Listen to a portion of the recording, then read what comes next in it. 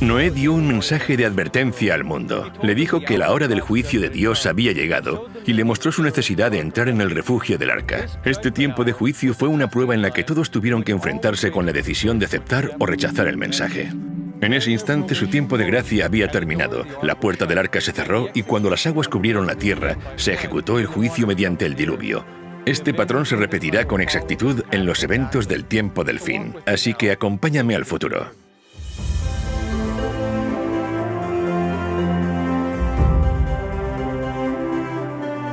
Soy Jeff Reich, el presentador. Estoy caminando sobre una línea de tiempo que abarca todo el largo de este estadio de fútbol. Cada pulgada de este campo representa un año. Como podéis ver, esta línea de tiempo realmente nos ayuda a tener una mejor perspectiva. Anteriormente vimos cómo una profecía del libro de Daniel predijo el año exacto en que volveríamos a vivir los días de Noé, el comienzo del tiempo del fin. Vimos cómo esa profecía de 2300 días comenzó en el año 457 a.C. con el decreto de Artajerjes y cómo un día simbolizaba un año, así que abarcaba 2300 años.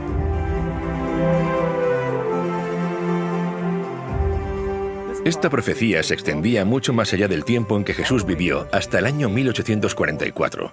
Fue en esa fecha cuando el mensaje del primer ángel comenzó a transmitir la señal de advertencia que anunciaba que la hora del juicio había llegado. En esos días de Noé, ese tiempo de prueba duró 120 años, pero en nuestros días el mensaje del juicio ha estado anunciándose durante más de 170 años. Así como el mensaje de Noé se extendió por toda la tierra, de la misma forma el mensaje de los tres ángeles está circulando hoy alrededor del mundo, advirtiendo a sus habitantes que deben entrar en el arca del pacto eterno antes de que se ejecute el juicio final. Antes del diluvio, hubo un momento cuando el último mensaje de misericordia ya había sido dado y todas las personas delante del arca con la puerta abierta tuvieron que hacer una elección. Este es el punto donde ahora nos encontramos. Los mensajes del segundo y del tercer ángel nos advierten sobre la última gran crisis del mundo, que colocará a las multitudes de la tierra en el valle de la decisión, tal y como ocurrió en los días de Noé.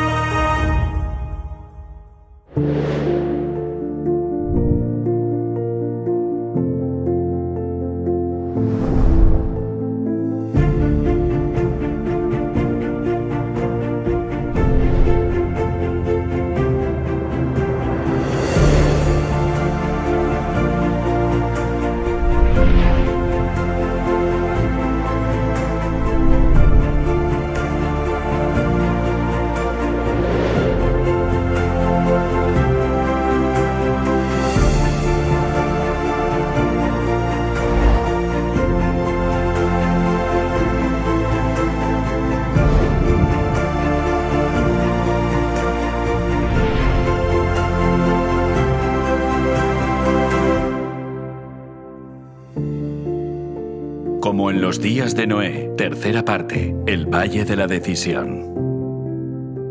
Muchos pueblos en el Valle de la Decisión, porque cercano está el día de Jehová en el Valle de la Decisión.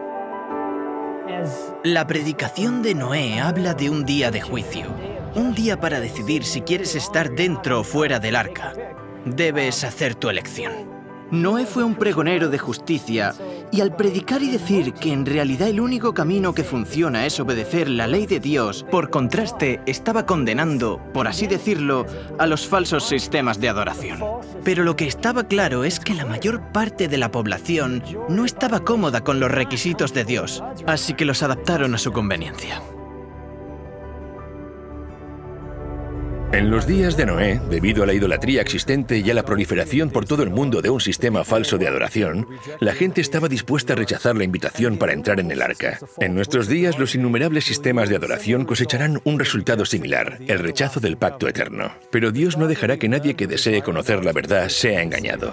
Tanto su misericordia como su justicia demandan una clara distinción entre la verdad y el error, para que todos puedan tener la luz suficiente para tomar su decisión. Es así como el verdadero buscador de la verdad puede desechar por sí mismo el error, y aquellos que escojan no hacerlo no tendrán ninguna excusa. Con este propósito, Dios envía el mensaje del segundo ángel.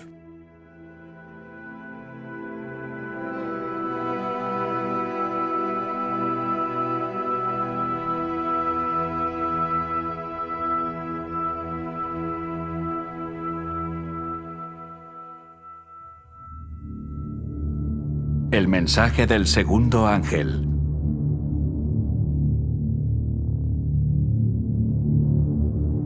Otro ángel le siguió diciendo: ha caído Babilonia, la gran ciudad, porque ha hecho beber a todas las naciones del vino del furor de su fornicación.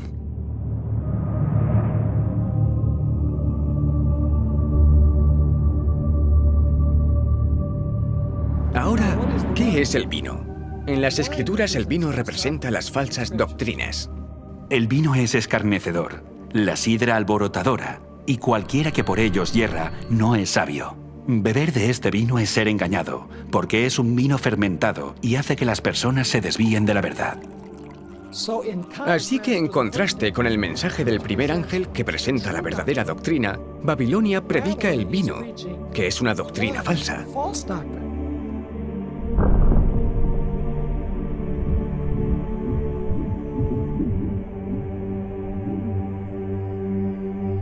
La oscuridad de la noche nos oculta de la vista la verdad sobre el mundo que nos rodea. La confusión, al igual que la oscuridad, nos ha ocultado la verdad sobre el carácter de Dios. Las doctrinas e ideas falsas son como los árboles del bosque que cambian con las estaciones.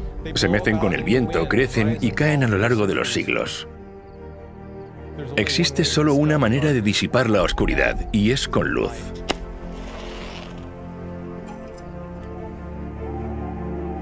Pedro nos dice que tenemos también la palabra profética más segura, a la cual hacéis bien en estar atentos como a una antorcha que alumbra en lugar oscuro. Y a la luz de estas profecías, somos capaces de identificar este sistema llamado Babilonia.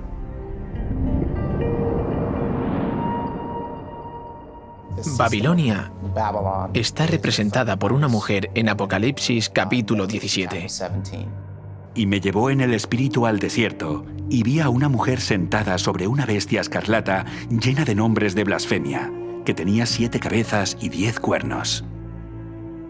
Los primeros 3 símbolos que nos ayudan a identificar a Babilonia son la mujer, la bestia y las 7 cabezas. Para poder entender correctamente estos símbolos debemos permitir que la Biblia los defina por nosotros. Esto es lo que Dios tiene que decirnos acerca del símbolo profético de una mujer.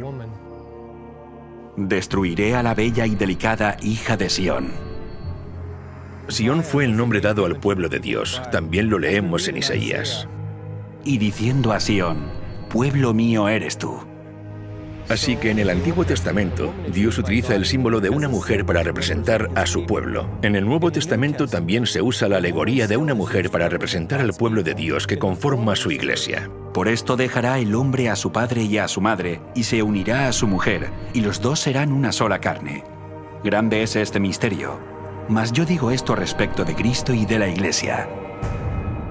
En el libro de Apocalipsis aparecen 2 mujeres. Una es una virgen vestida de blanco que representa la iglesia de Dios, y la otra mujer se llama Babilonia y es una ramera, lo que significa que representa una iglesia falsa. Está sentada sobre una bestia.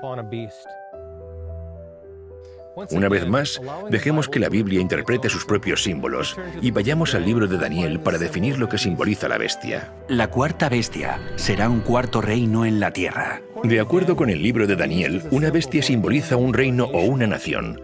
Como la Biblia utiliza a una mujer como un símbolo de una iglesia y a la bestia como símbolo de una nación, entonces la imagen de una mujer sentada sobre una bestia simboliza a una iglesia que controla una nación o un reino. En otras palabras, esta nación es al mismo tiempo una iglesia y un estado.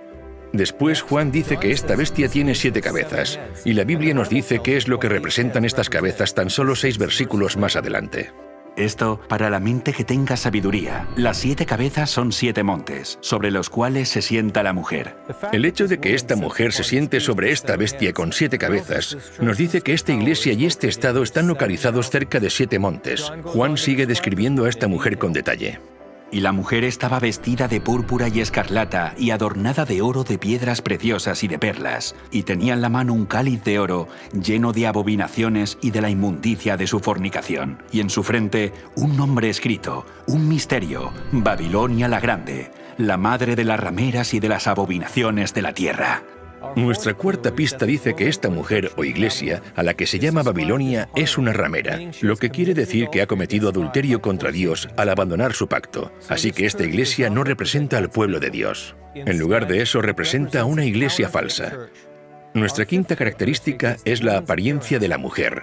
Se describe que viste con colores púrpura y escarlata. Al dejar que la Biblia define sus propios símbolos, vemos que Dios nos está diciendo que Babilonia es una iglesia y un estado rodeado por 7 montes, y es una iglesia falsa que aparece principalmente con los colores púrpura y escarlata. Solo existe una iglesia que encaje perfectamente con esta descripción, la Iglesia Católica, también conocida como el Papado. Investiguemos ahora las evidencias que confirman esta conclusión. La Ciudad del Vaticano es la única iglesia y nación de Estado en el mundo. Es conocida como la Ciudad de los 7 Montes y sus colores principales son el púrpura y el escarlata.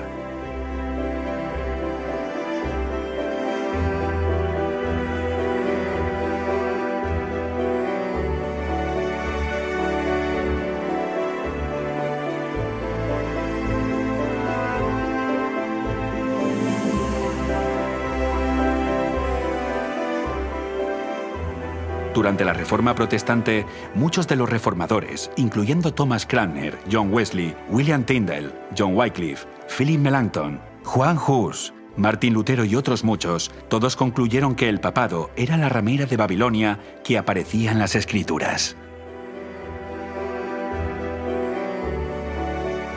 Yo por mi parte quiero descargar aquí mi responsabilidad personal y actuaré conforme a mi conciencia. Por eso dirijo mi acusación contra el Papa y todos los papistas, que en verdad el papado no es sino el reino de Babilonia y el verdadero anticristo. Porque, ¿quién sino será el hombre de pecado, el hijo de perdición, que con sus enseñanzas y sus leyes multiplica los pecados y acrecienta el número de almas que se pierden, mientras que está sentado en la iglesia como si fuera un dios? Pues todo esto lo viene cumpliendo a la perfección la tiranía papal desde hace muchos siglos. La cautividad babilónica de la iglesia de Martín Lutero, página 197.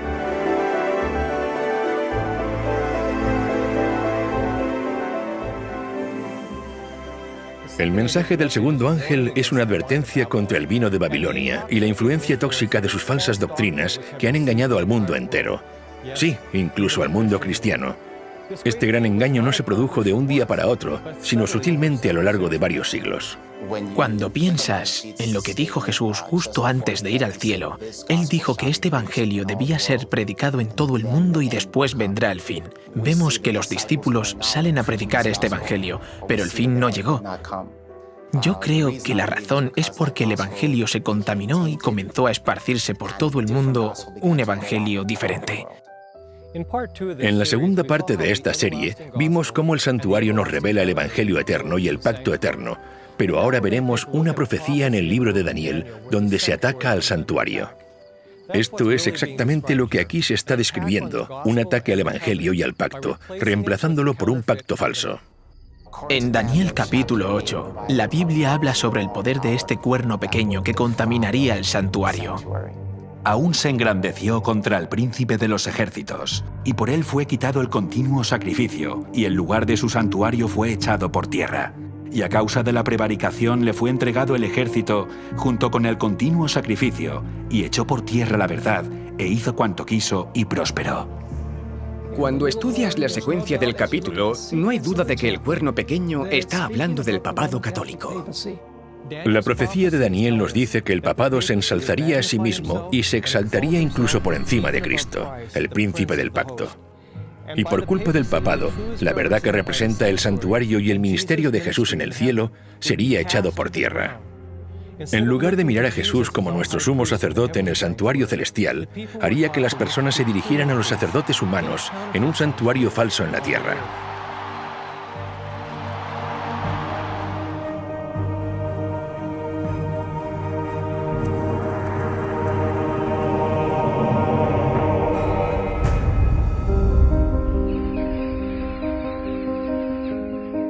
Así que encontramos que durante la Edad Media aparece en escena este poder creciente, que de hecho ataca cada una de las piezas del santuario y la verdad que representaban.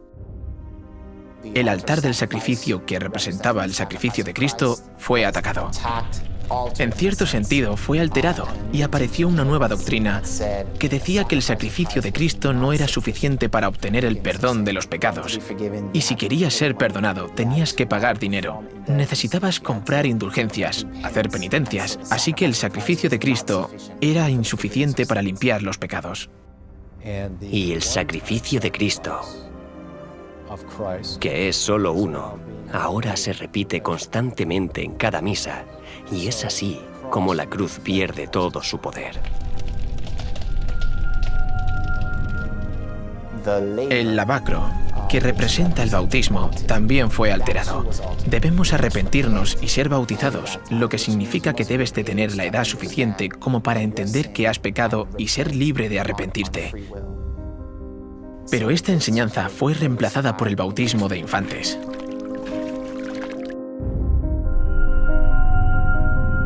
La mesa de los panes de la proposición representa la Biblia. La Biblia en la Edad Media fue arrebatada.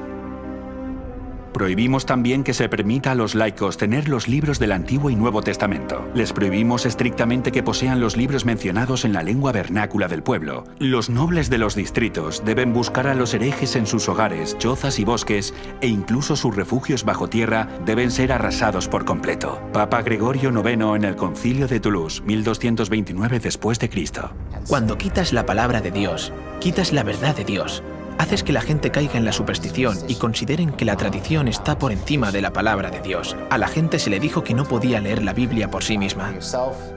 En lugar del pan de vida y según las Escrituras, debemos leer la Biblia. Ahora bien, alguien más tiene que interpretarla por nosotros. Y así se perdió de vista la verdad y la importancia de que la Biblia sea nuestro fundamento. El altar de incienso, que representaba la intercesión de Cristo en nuestro favor, fue aniquilado. Y en su lugar se estableció el confesionario, un espacio de 2 compartimentos divididos por una cortina, con un hombre sentado en el lugar de Dios, escuchando las confesiones de otros hombres. De esta forma se le decía a la gente: no puedes tener acceso directo a Dios, tienes que ir a los sacerdotes y confesar tus pecados a ellos.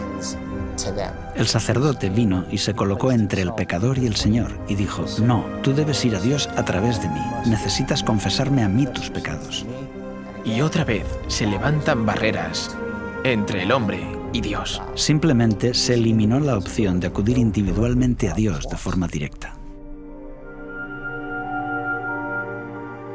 El candelabro de 7 brazos representaba a la Iglesia. También fue atacado durante las persecuciones que ocurrieron durante este periodo de tiempo conocido como la Edad Media. También trató de suprimirse la testificación, y eso es lo que representa el candelabro, el testimonio. Cualquiera que discrepara con la enseñanza de esta Iglesia dominante o de este sistema dominante era perseguido, quemado en la hoguera, torturado de muchas formas diferentes para obligarles a obedecer el sistema. Hay muchas formas diferentes en las que el santuario es derribado. Después tenemos el lugar santísimo, donde está el Arca del Pacto. Allí es donde encontramos los 10 mandamientos, dentro del arca. La Biblia dice que este poder pensaría en cambiar tiempos y la ley. Daniel 7:25.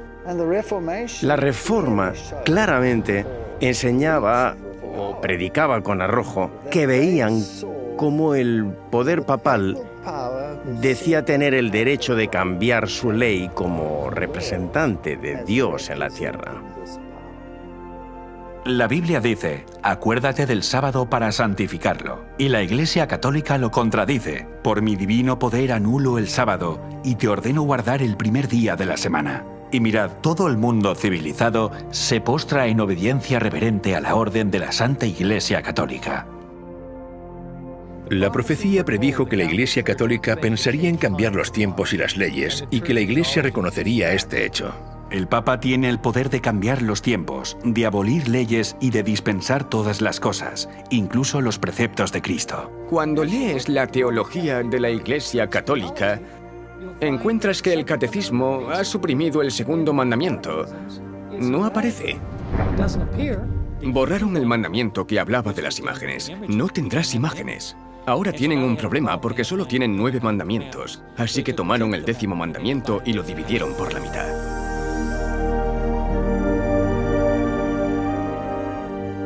Además de aniquilar el santuario, cambiando las doctrinas y la ley, también eliminaron el sábado. Tomaron el 7º día de reposo, que es el sábado, y dijeron, por el poder y la autoridad de la Iglesia, hemos cambiado ese día al domingo, el primer día de la semana. Enfatizando el cambio de este mandamiento, un sacerdote católico en 1903 dijo lo siguiente: Es correcto que recordemos a los presbiterianos, bautistas, metodistas y al resto de cristianos que la Biblia no apoya en ningún lugar su observancia del domingo. El domingo es una institución de la Iglesia Católica, y aquellos que observan este día observan un mandamiento de la Iglesia Católica. En los tiempos de la Iglesia cristiana primitiva, generalmente se entendía que guardar el sábado era parte de la vida cristiana.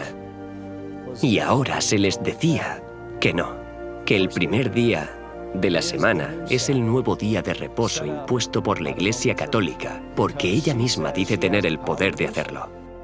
El camino seguro siempre es el camino de las Escrituras. Si Dios dijo algo y me dejo convencer por alguien de que Dios no lo dijo así, ¿quién sería entonces el culpable? Yo soy el culpable. La idea de que el día de reposo de Dios ha cambiado es absurda cuando piensas que es el único mandamiento que empieza con la palabra recuerda. Es el que quieren hacernos olvidar, pero los mandamientos son preceptos inmutables de verdad y Él los puso en el arca del pacto. Esto se perdió durante la Edad Media. A través de los siglos, el santuario y las verdades que representaba fueron echadas por tierra. En otras palabras, fueron anuladas porque la verdad sobre el ministerio de Jesús en el cielo fue falsificado por estas falsas doctrinas de la Iglesia Católica. Hay muchas más enseñanzas falsas que conforman el vino de Babilonia, pero hay una que ataca directamente en el mismo centro del Evangelio. Es la que está relacionada con el pacto que Dios estableció con su pueblo. Jesús usó vino puro sin fermentar como un símbolo de su pacto, mientras que la Biblia describe el pacto falso de Babilonia como un vino fermentado. Cuando Jesús, en el Nuevo Testamento, establece la última cena con los discípulos, les da pan y dice, «Esto es mi cuerpo, que por vosotros es partido». Y después les da el vino, que es zumo de uva, y dice, «Esta es la sangre del pacto», o lo que es lo mismo, el nuevo pacto. Jesús dijo, «Esta es mi sangre del nuevo pacto». El vino simboliza el nuevo pacto. ¿Cuál es el nuevo pacto? Dios dice, «Pondré mis leyes en la mente de ellos, y sobre su corazón las escribiré». Cuando Babilonia ofrece este vino falso, están ofreciendo un pacto falso.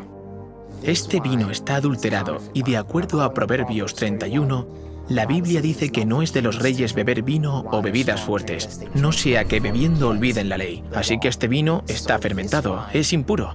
Y beber de este vino te hace olvidar lo que Dios había ordenado recordar. ¿Y qué es lo que dijo Dios que recordemos? Acuérdate del día de reposo para santificarlo. Así que este es el vino que ha sido entregado al mundo en este momento.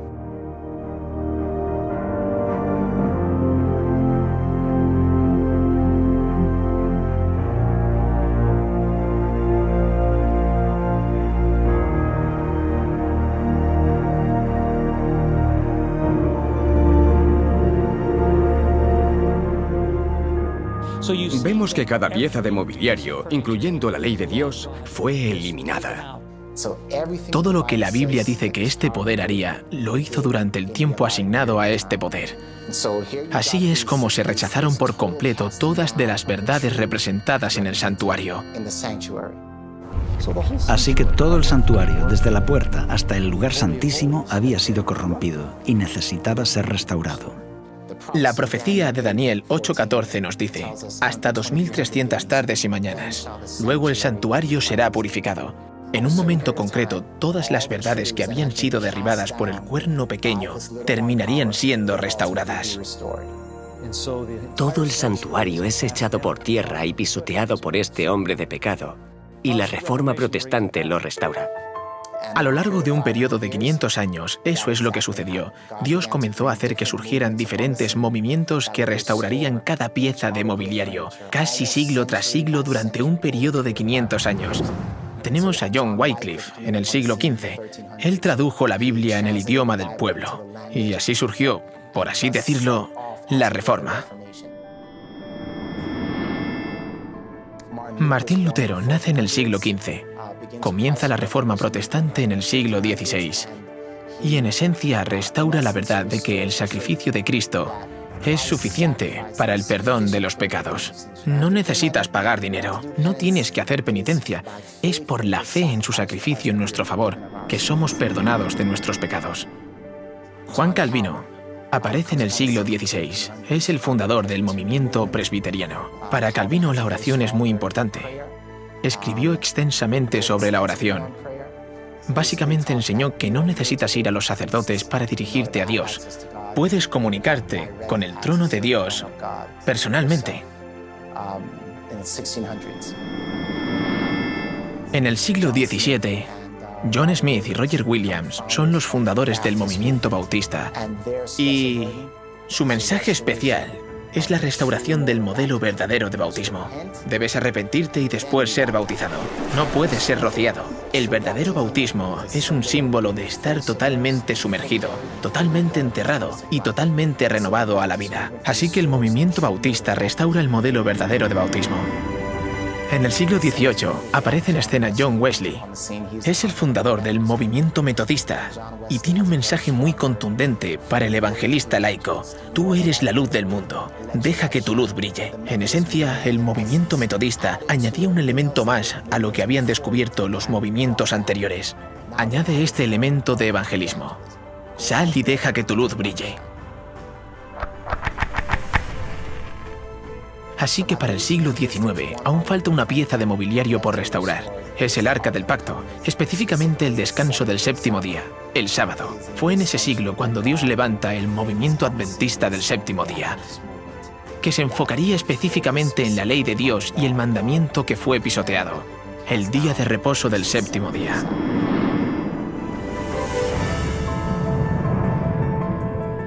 Así que en esencia tenemos estas dos profecías en el libro de Daniel. Una que dice que el santuario sería echado por tierra y la otra que dice que sería purificado al final de los 2300 días. Vemos que esto se confirma en la historia. El hecho de que este Evangelio eterno sea predicado de nuevo en 1844 significa que todas las cosas que habían sido alteradas e interrumpidas en el verdadero Evangelio fueron totalmente restauradas en 1844. Al mismo tiempo que el Evangelio es completamente restaurado y otra vez comienza a predicarse, comienza también el juicio. Así que este mensaje también se predica. Es un mensaje acerca del fin de los tiempos. Y es un mensaje que prepara al mundo para la venida de Cristo. Igual que Noé invitaba a la gente a entrar en el arca y diferenciarse de la mayoría, Dios, en los últimos días, está invitando a que la gente rechace las falsas enseñanzas de Babilonia. Y oí otra voz del cielo que decía: «Salid de ella, pueblo mío, para que no seáis partícipes de sus pecados, ni recibáis parte de sus plagas». Salid de ella, pueblo mío. Salid de lo falso y entrad a lo verdadero. Cuando se dice que pueblo de Dios está en Babilonia, está hablando de las iglesias que claman servirle. De lo contrario, Dios no les llamaría mi pueblo. Dios invita hoy a participar en la adoración correcta. En los días de Noé, el pensamiento popular ridiculizó el plan de salvación. Rehusaron entrar en el arca y en el tiempo del fin vuelve a haber un camino al arca porque hay un arca del pacto que señala a la ley que está dentro del santuario. Aquellos que rechacen una cosa rechazarán también la otra, pero la gente está siendo engañada. No están aceptando estas cosas por decisión propia. Así que Dios, a través de su Espíritu, da luz a las personas y se darán cuenta de las verdades de la Biblia. Tomarán una decisión y saldrán del sistema que rechaza el camino de Dios. ¿Donde estoy no se guarda el día de reposo? ¿Donde estoy no se predican los mandamientos? ¿Sabes? No estoy escuchando que estamos en la hora del juicio de Dios y entonces dicen: «¡Hey! Donde estoy no se está predicando el mensaje del primer ángel, así que ahora mismo me voy a ir.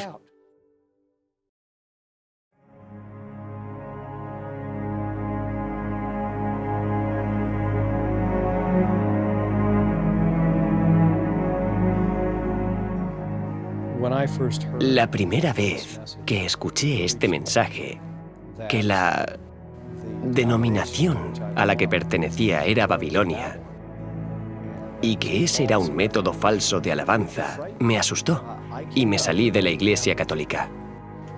Conocí a mucha gente buena que estaba dentro de la Iglesia Católica, pero cuando vi que sus enseñanzas eran contrarias a la Escritura, no tuve elección.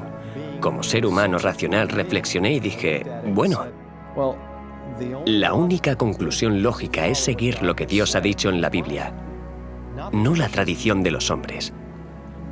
Fue muy difícil porque toda mi familia era católica y lo siguen siendo hasta el día de hoy. Y esto es lo que necesitamos hacer que la gente conozca que Babilonia ha caído 2 veces. Y no solo el catolicismo romano, sino también las hijas de la ramera que son presentadas en Apocalipsis 17, porque ellas también se han convertido en una Babilonia espiritual. Y en su frente, un nombre escrito, un misterio: Babilonia la Grande, la madre de las rameras y de las abominaciones de la tierra. Se la describe como la madre de las rameras y abominaciones, así que ella es madre y tiene hijas, por lo que el mensaje de este segundo ángel avanza. Creo que este mensaje habla de la madre de forma genérica, pero también se refiere a las hijas. Así que, ¿quiénes son las hijas? Son las iglesias protestantes que salieron de ella, que ya no protestan, que han rechazado el mensaje del primer ángel. Claramente, el mensaje del segundo ángel invita a que la gente salga de los sistemas religiosos donde no se pone en práctica el mensaje del primer ángel. Esto se refiere a las iglesias protestantes que han dado la espalda al mensaje del santuario, a la ley de Dios, al sábado. Babilonia ha caído, ha caído. Apocalipsis 18 lo retoma diciendo, «Salid de ella, pueblo mío». Así que hay una invitación para que el pueblo de Dios, que está en estas organizaciones caídas, salga de ellas, porque estos sistemas caídos están enseñando que hay otro camino para acceder al trono de Dios.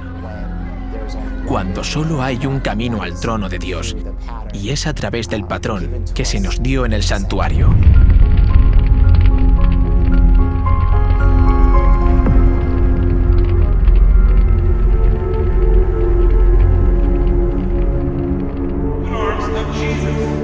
En lugar de protestar en contra de las tradiciones de los hombres y el vino de Babilonia, estas iglesias han bebido de él y lo vierten en sus congregaciones. El término Babilonia, confusión, puede ser apropiadamente aplicado a estas entidades. Todos afirman que sus doctrinas vienen de la Biblia y aún así están divididos en prácticamente innumerables sectas con credos en claro conflicto. Pero la fe religiosa parece tan confusa e incoherente que la gente no sabe cuál es la verdad. A pesar de las tinieblas espirituales y el alejamiento de Dios que se observa en las iglesias que constituyen Babilonia, la mayoría de los verdaderos discípulos de Cristo se encuentran aún dentro de ellas. ¡Lo necesito, Señor! Muchos de ellos no han oído nunca las verdades especiales para este tiempo. No pocos están descontentos con su estado actual y tienen sed de más luz. ¡Quita tus manos de la propiedad de Dios! En vano, buscan el Espíritu de Cristo en las iglesias a las que pertenecen. Como estas congregaciones se apartan más y más de la verdad y se van uniendo más y más con el mundo, la diferencia entre ambas categorías de cristianos se irá acentuando hasta que terminen por separarse del todo.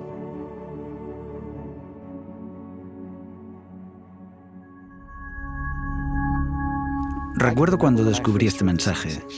Y tengo que decir que era una de esas personas que estaba en Babilonia. Era un pagano, pero la primera vez que fui a Jesús me uní a la típica iglesia evangélica y no hice esas cosas de las que estamos hablando. Y entonces, cuando escuché la verdad sobre el sábado y descubrí el mensaje de salir de Babilonia, fue una lucha. Fue doloroso. Creo que estuve algo enfadado porque me sentía engañado. Tal vez fueron sinceros, pero los maestros no compartieron el mensaje completo conmigo. Estaba frustrado. Vi a diferentes pastores y me pregunté, ¿por qué estamos guardando el primer día de la semana cuando la Biblia claramente dice que el séptimo día es el día de reposo? Creo que pregunté esto a 10 pastores diferentes y probablemente me dieron 11 o 12 respuestas diferentes. Entre ellos no se ponían de acuerdo. Inmediatamente eso me dijo que algo estaba mal. Por otro lado, también fue difícil porque todos mis amigos estaban en esas iglesias y tenía que tomar una decisión. ¿Estoy dispuesto a perder a mis amigos? Mi empleo también estaba en riesgo. Tuve que rechazar trabajos porque guardar el día de reposo significa que lo santificas. Ese día no trabajas. Pasé por diferentes pruebas tratando de mantener mi puesto, pero al final me fui y Dios proveyó. Él me bendijo y siempre que damos un paso de fe y lo seguimos, al final será lo mejor y Él bendecirá, hará milagros para nosotros.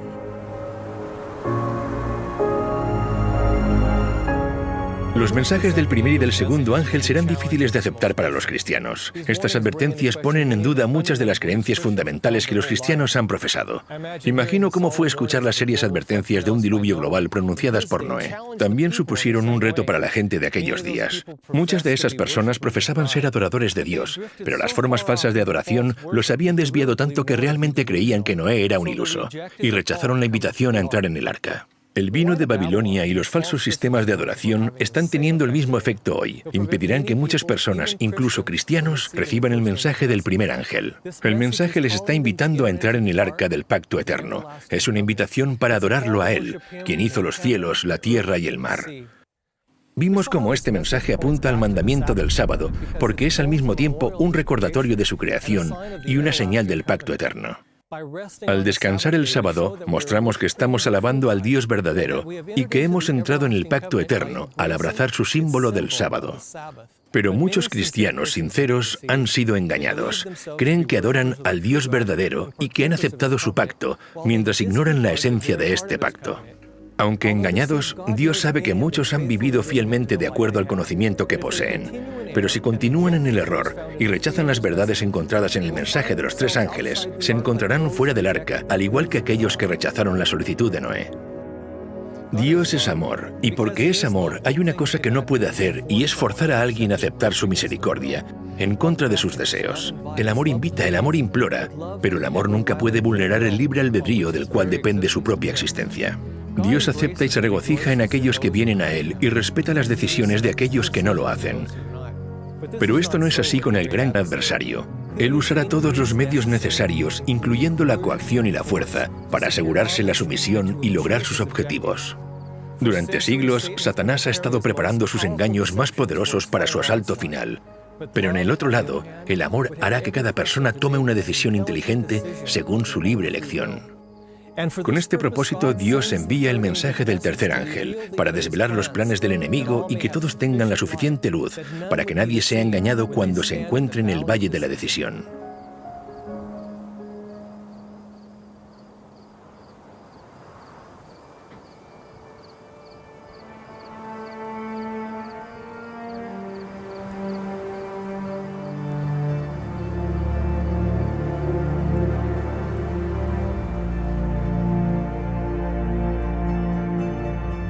El mensaje del tercer ángel.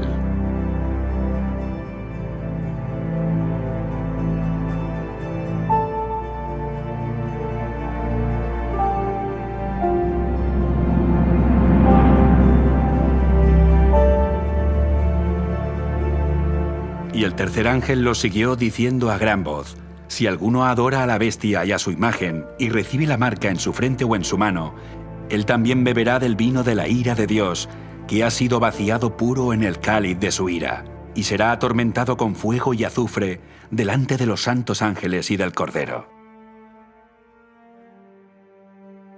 Y el humo de su tormento sube por los siglos de los siglos. Y no tienen reposo de día ni de noche los que adoran a la bestia y a su imagen, ni nadie que reciba la marca de su nombre. Aquí está la paciencia de los santos, los que guardan los mandamientos de Dios y la fe en Jesús. El mensaje del tercer ángel habla de los que reciben la marca de la bestia. Realmente, aquí está la maldición más temida de todas las que encontramos en la Biblia. Es lo que les ocurre a los que reciben la marca de la bestia. Y está relacionada con la falsa adoración y un juicio para los que adoran de forma diferente a como se indica en la Biblia. Pero no es solo el mensaje del primer ángel el que invita al mundo a adorar al Creador, sino que el mensaje del tercer ángel advierte al mundo de que no adore a la bestia ni a su imagen. Así que en el tiempo del fin la cuestión va a estar claramente relacionada con la adoración. Satanás no está tratando de evitar que adoremos, está tratando de desviarnos hacia la falsa adoración. En los últimos días, Satanás y el poder de la bestia no dicen no adores, ellos dicen adora, pero adora a la bestia. Vemos un paralelismo con los días de Noé. La población del mundo estaba dividida en dos grupos. Por un lado, la mayoría, lamentablemente fuera del barco con la marca de la bestia, y la minoría dentro del barco con el sello de Dios. Incluso hoy la identidad de la bestia sigue siendo un misterio para la mayoría. La cultura popular ha hecho de estas profecías tema de innumerables películas y libros, y esto ha llevado a todo tipo de especulaciones, y al hacer esto ha mermado su significado. Ha hecho que se olvide su verdadero significado bajo un manto de confusión. La verdad es que podemos saber exactamente qué es la marca de la bestia. Después de todo, esa es la razón por la que Dios nos dio esta advertencia. Primero necesitamos ser conscientes de que nadie estará a salvo solo por saber cuál es la marca de la bestia. Cuando llegue el conflicto final, solo los que tienen el sello de Dios serán preservados durante el último gran conflicto. Lo importante es que sepamos cómo podemos recibir el sello de Dios. Así que antes de ver en qué consiste la marca de la bestia, aprendamos primero en qué consiste el sello de Dios. Vi también a otro ángel que subía de donde sale el sol y tenía el sello del Dios vivo. Y clamó a gran voz a los 4 ángeles, a quienes se les había dado el poder de hacer daño a la tierra y el mar, diciendo: no hagáis daño a la tierra ni al mar, ni a los árboles, hasta que hayamos sellado en sus frentes a los siervos de nuestro Dios. En los días de Noé fue sellado en el arca. Esto solamente significaba que no podía salir y que nadie podía entrar. Una vez en el arca, la Biblia dice que el Señor le cerró la puerta. En las Escrituras, la palabra cerrar y la palabra sello son intercambiables. Por ejemplo, Dios le dijo a Daniel: cierra las palabras y sella el libro hasta el tiempo del fin. De esta forma, la palabra cerrar y la palabra sellar tienen el mismo significado. Por lo tanto, cuando la Biblia dice que el Señor lo cerró, es lo mismo que decir el Señor lo selló. Noé fue sellado en el arca del pacto y fue preservado durante el diluvio. Fueron salvados del juicio que iba a venir sobre toda la tierra. No hay otro momento más difícil en la historia humana que se pueda comparar en intensidad con el que el pueblo de Dios va a atravesar. Para poder resistir este periodo, esta dura prueba, el pueblo de Dios tiene que haber sido sellado primero. Y el propósito del sello es, en primer lugar, que Dios identifique a los que son suyos para que los ángeles sepan a quién deben proteger durante este momento de dificultad. Isaías, capítulo 8, versículo 16, habla de sellar la ley entre los discípulos de Dios. Ata el testimonio, sella la ley entre mis discípulos. Así que aquí descubrimos que hay una relación entre el sello de Dios y su ley. Cuando ves los sellos antiguos que se usaban en tiempos bíblicos, ves que siempre tienen 3 elementos. Tienen el nombre de la autoridad que los expedía, el rey o quien fuera, tienen su título y tienen su jurisdicción. Un sello tiene el título, el nombre y el territorio. Y cuando lees los 10 mandamientos, solo el 4º mandamiento habla de Dios como el creador. Tiene el nombre y tiene el territorio. Su jurisdicción es ser el gobernador de los cielos y la tierra. Así que justo en el mandamiento del sábado encontramos el sello de Dios, y esto es algo único que identifica al que adoramos. Al igual que en los días de Noé, subirse al arca representaba que aceptaban todo el código moral de Dios, los 10 mandamientos, seguir la voluntad de Dios, En el tiempo del fin, guardar el sábado es la señal de que se aceptan todos los requisitos morales de Dios. El sello, de acuerdo con la Biblia, puede resumirse en ese mandamiento, el cuarto mandamiento. No porque ese mandamiento por sí mismo te salve, sino porque ese mandamiento da autoridad a toda la ley. Sin el cuarto mandamiento, el resto del decálogo podría ser las leyes de cualquiera. Pero este es el Señor, tu Creador.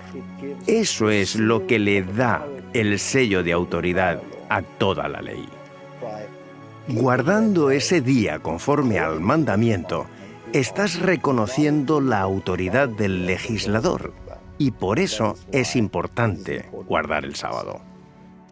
Y santificad mis días de reposo, y sean por señal entre mí y vosotros, para que sepáis que yo soy Jehová vuestro Dios. Realmente, el sábado determina a quién adoras. Guardar el sábado muestra que hemos confiado nuestras vidas a nuestro Creador, a nuestro Salvador. Si el día de reposo es la señal de Dios como el Creador, la marca de la bestia debe ser una señal antagónica que este poder ha creado para rivalizar con la señal que Dios estableció. ¿Cuál fue la señal que Dios estableció y que le reconoce como creador? El sábado. Así que, ¿cuál será la marca que distingue a la bestia y demanda que la gente le adore? Debe ser un día diferente. En el libro de Apocalipsis se dice que la última guerra es una guerra por la adoración. El mensaje del tercer ángel nos advierte 2 veces que muchos adorarán a la bestia. Esta es una violación del primer mandamiento que dice: no tendrás dioses ajenos delante de mí.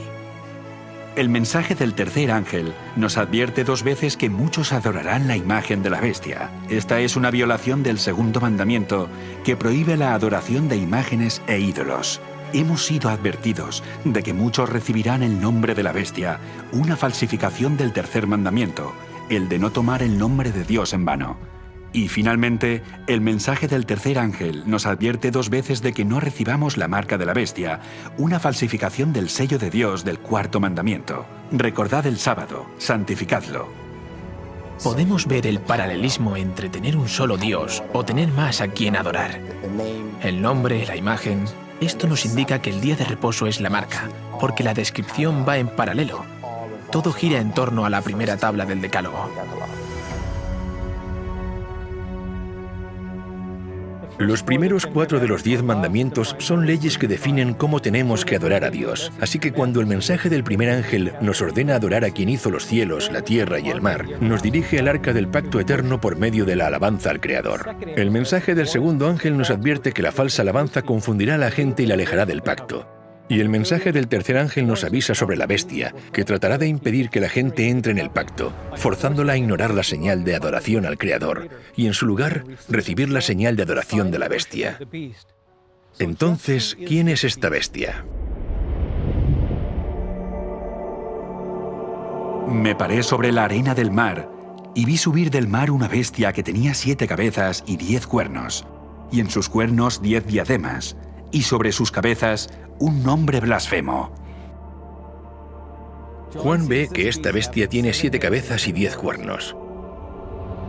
Esta es exactamente la misma descripción de la bestia de Apocalipsis 17, sobre la que se sentaba la mujer llamada Babilonia vestida en colores púrpura y escarlata. Fíjate además que esta bestia también tiene 7 cabezas y 10 cuernos. En el capítulo 13 Juan vio que la primera bestia salía del mar. El capítulo 17 dice lo que simboliza el mar. Las aguas que has visto, donde la ramera se sienta, son pueblos, muchedumbres, naciones y lenguas. Así que lo que Dios está revelando en Apocalipsis 13 es que esta bestia sube al poder en un área densamente poblada. La bestia en Apocalipsis 17 sostiene a una mujer que está llena de nombres de blasfemia. Y cuando regresamos a la bestia en Apocalipsis 13, también tiene sobre sus cabezas nombres de blasfemia. Las descripciones de estas 2 bestias coinciden porque ambas representan al mismo poder. La bestia que Juan vio levantarse del mar es la misma bestia sobre la que estaba la mujer llamada Babilonia y que ya vimos que representa al papado de la Iglesia Católica.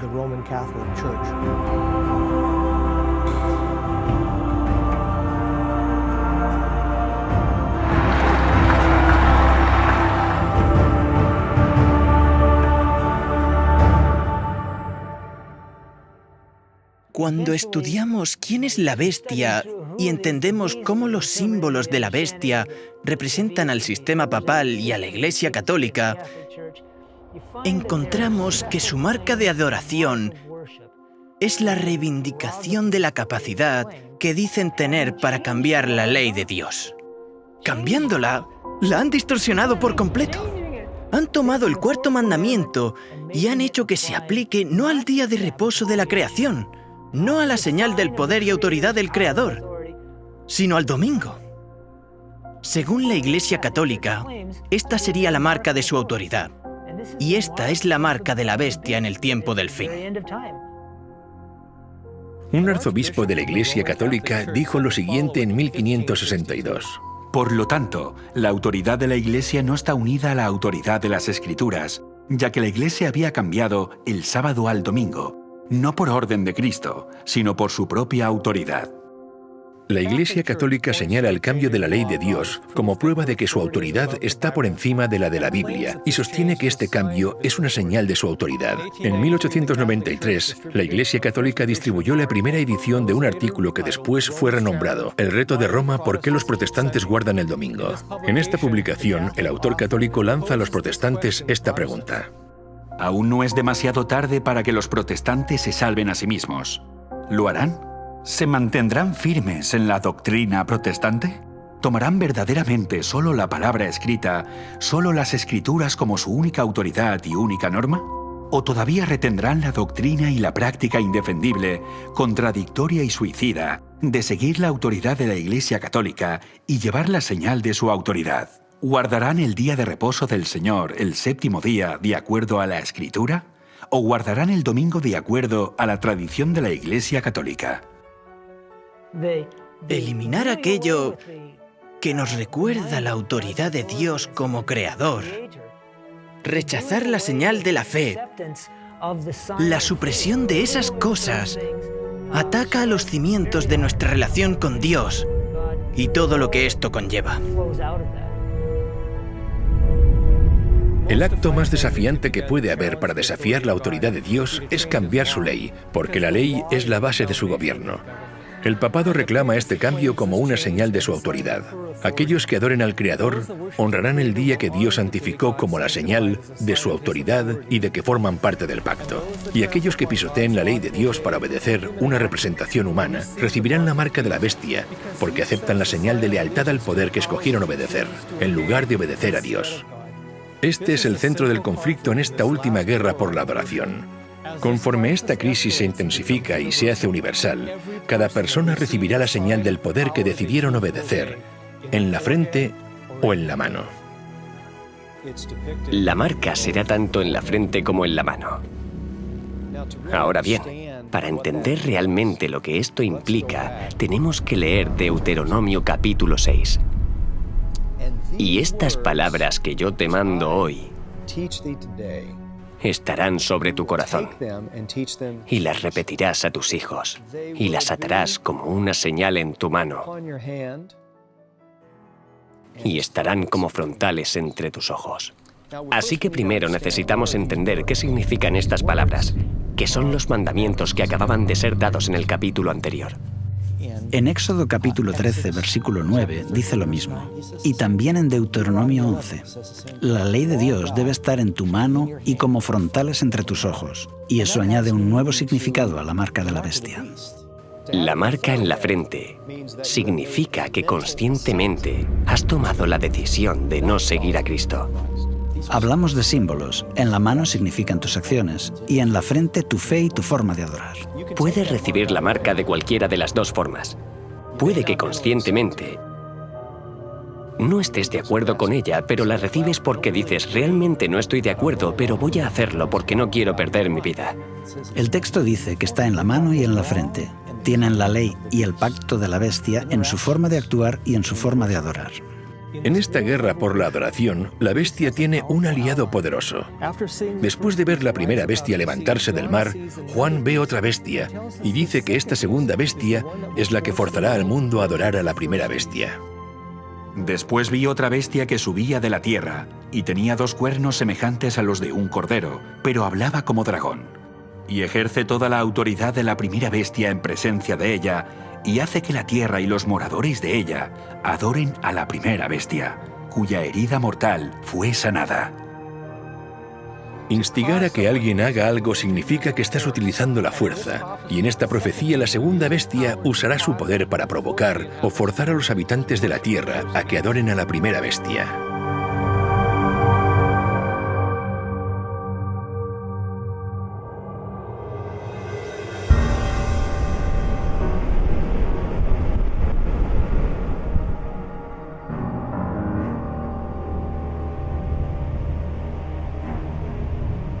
La primera bestia salió del mar, y ya vimos cómo la Biblia utiliza el mar como un símbolo para representar un área densamente poblada de personas, multitudes, naciones y lenguas.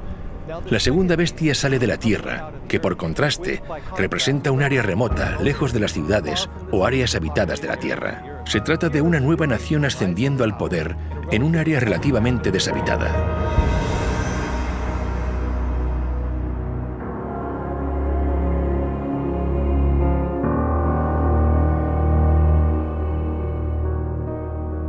Además, esta bestia tiene 2 cuernos como los de un cordero. A través de la Biblia vemos que el cordero es un símbolo que representa a Jesús, el Cordero de Dios. Así que cuando se describe la segunda bestia con 2 cuernos como los de un cordero, estaríamos buscando sin equivocarnos a una especie de nuevo Cristo o a una nación cristiana ascendiendo al poder en un área deshabitada. Sin lugar a dudas, hay solo una nación que cumple estos requisitos.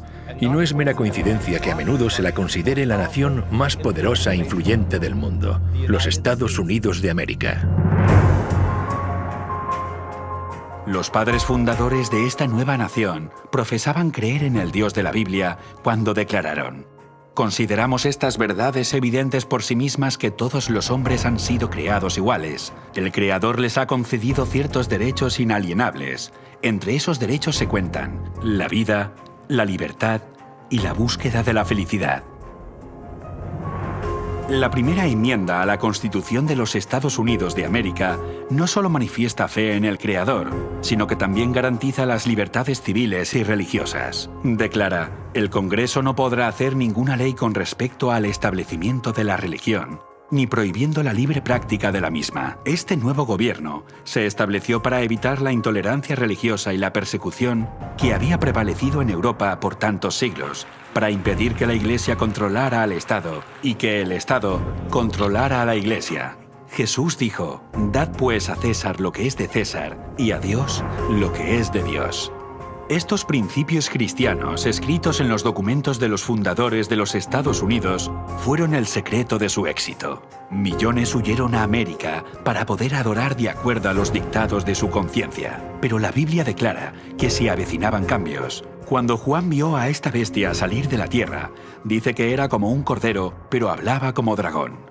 Justo en el siguiente versículo leemos que esta bestia, que son los Estados Unidos de América, hace que la tierra y los moradores de ella adoren a la primera bestia. Las profecías declaran que los Estados Unidos de América, a menudo considerados la autoridad civil del mundo más poderosa, unirá sus esfuerzos con la Iglesia Católica, que es considerada como la autoridad moral y espiritual más sobresaliente del mundo. La bestia que representa a la Iglesia y la otra bestia que representa al Estado se unirán y pisotearán las libertades civiles y religiosas sobre las que se fundaron los Estados Unidos.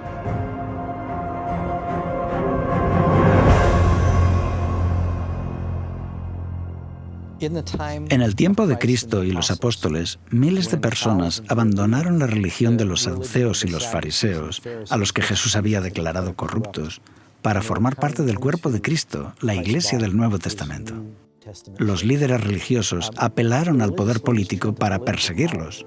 Es por esto que el rey Herodes, en Hechos capítulo 12, había arrestado a Pedro y había ejecutado a Santiago. Aquel clero estaba pidiendo al poder político que persiguiera al pueblo de Dios. La historia se repitió durante la Edad Media con el poder de la bestia, cuando utilizaron el poder civil para perseguir, encarcelar y ejecutar a aquellos que no obedecieran las disposiciones de la Iglesia. Esto volvería a pasar. Veremos que en el tiempo del fin esto se va a repetir. Posiblemente necesitaríamos debatir un proyecto de ley que requiera que cada americano vaya a la iglesia de su elección el domingo para tratar de lograr una renovación moral. Sí, estamos hablando de la senadora Sylvia Allen y ella piensa que la nación está sufriendo una decadencia moral. La cuestión acerca del día de reposo será muy importante en todo el mundo. Las cadenas de radio y los canales de televisión también difundirán la visión opuesta porque Dios es un Dios justo. Así que la televisión, la prensa y otras organizaciones informarán acerca de las dos opciones, de los dos sistemas de adoración y los dos días de reposo. El sábado bíblico en el séptimo día y el día de reposo del resto del mundo. Se asegurarán de que este mensaje quede claro. Los cristianos han dicho que lo cambiaron. No, te equivocas. Mucha gente escuchará este mensaje en la 11ª hora. Miles se convertirán. Y el séptimo día fue un día de descanso ahora. El primer día, el domingo, que por cierto fue tomado de los romanos y los griegos, se introdujo después. ¿Cuál es el problema? Lo que está ocurriendo es que los pecados de Babilonia están siendo desenmascarados y la gente se va a dar cuenta de que las iglesias son Babilonia. Y de que estas iglesias han estado enseñando doctrinas falsas. Irán a sus pastores y sacerdotes y dirán, ¿son ciertas estas cosas? ¿Por qué no nos habéis dicho nada? Y preguntarán, ¿estas cosas son así?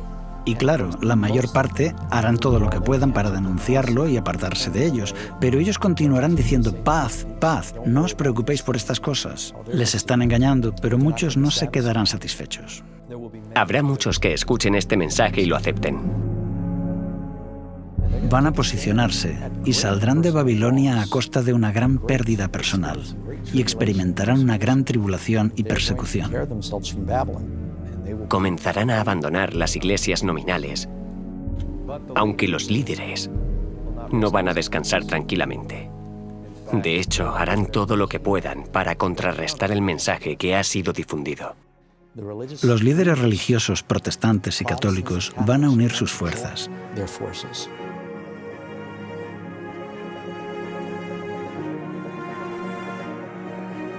Probablemente habrá una gran confusión financiera en el mundo. Tal vez desastres naturales. Dirán que todas estas calamidades están ocurriendo porque estas personas son unos rebeldes, siguen su propia interpretación de la Biblia y apelarán al poder civil. Estos líderes de la Iglesia, estos líderes protestantes, se unirán al Estado y formarán una imagen de la bestia. La Iglesia y el Estado se darán la mano. Sé que suena imposible en un país con la primera enmienda, donde el Congreso no puede crear leyes estableciendo una religión o prohibiendo el libre ejercicio de ella. Pensamos, ¿cómo puede llegar a ocurrir esto en los Estados Unidos de América? Apocalipsis 13, versículos 11 al 18, nos dice que está llegando el día cuando esto ocurra. También hace grandes señales, de tal manera que aún hace descender fuego del cielo a la tierra delante de los hombres. Y engaña a los moradores de la tierra con las señales que se le ha permitido hacer en presencia de la bestia, mandando a los moradores de la tierra que le hagan imagen a la bestia. Cuando dice que los Estados Unidos dirán al mundo que deben hacer una imagen de la bestia, está diciendo que deben imitar el sistema papal, creando un gobierno de iglesia y Estado. Las iglesias líderes de los Estados Unidos se unirán en puntos comunes de doctrina y juntas harán que el gobierno imponga sus decretos.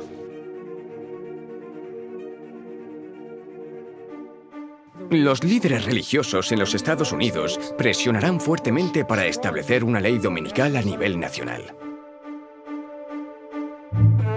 Los gobiernos estarán inundados con solicitudes para hacer que la legislación establezca el domingo como día de adoración.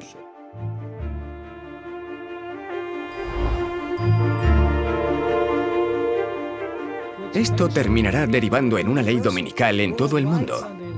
Esto se ve en diferentes momentos de la historia de Daniel. Se estableció una ley y tuvieron que escoger.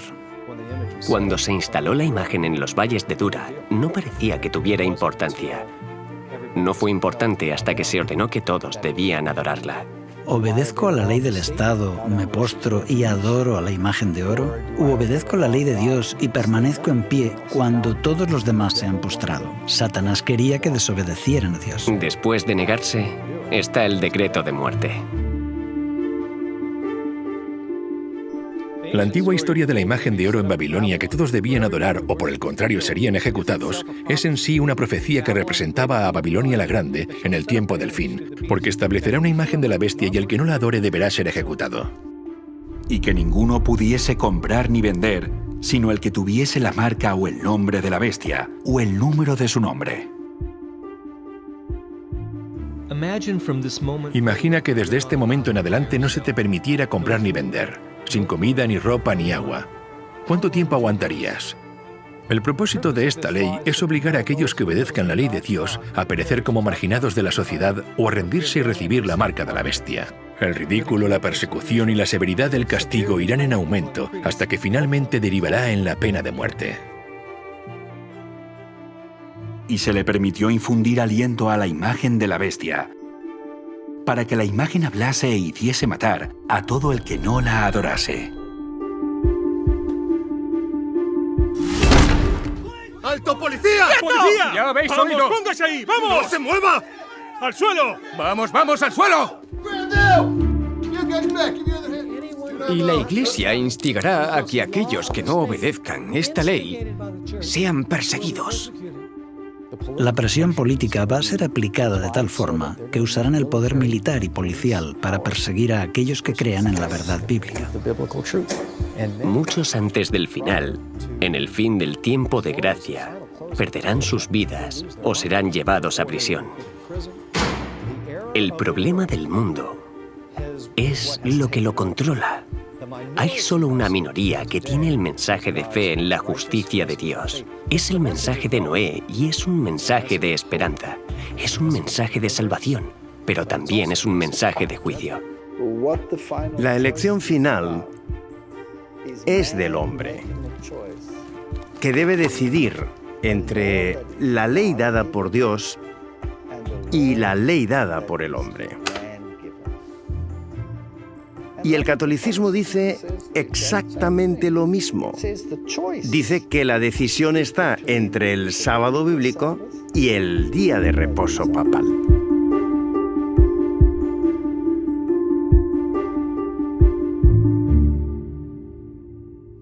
En estos momentos nadie tiene la marca de la bestia. Esto será solamente cuando el decreto de ley imponga que hombres y mujeres deben recibir la marca del poder que han elegido obedecer.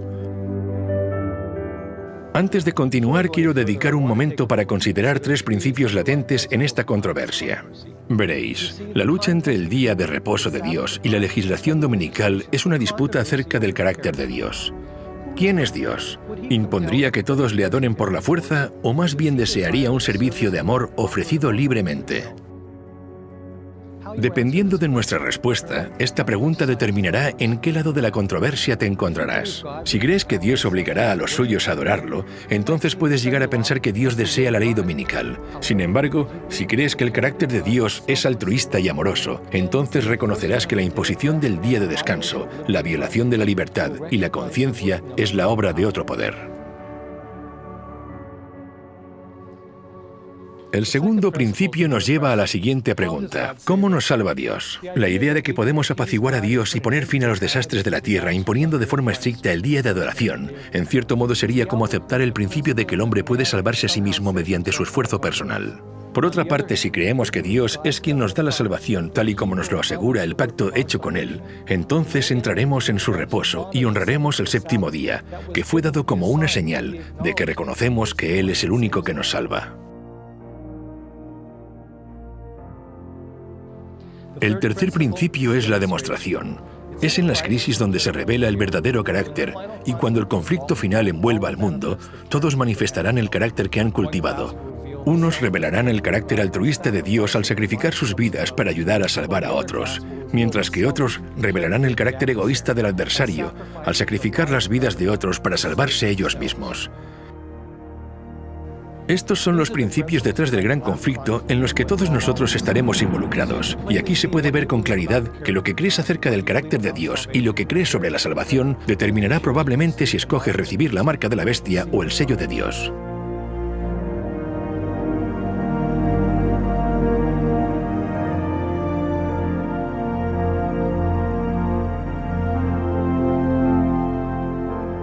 Ahora mismo el mensaje de los tres ángeles está anunciando la hora del juicio final, advirtiéndonos de los eventos que rodean el cumplimiento del juicio que está por llegar. No sabemos cuándo tendrán lugar los eventos, no sabemos el año exacto, pero sea cuando sea, sabemos que sucederán pronto y sobrevendrán rápidamente. Veamos un panorama detallado de estos eventos finales.